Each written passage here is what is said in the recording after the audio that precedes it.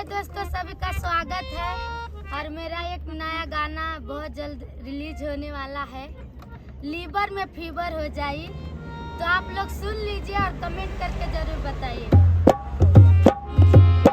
नाक के नथुनी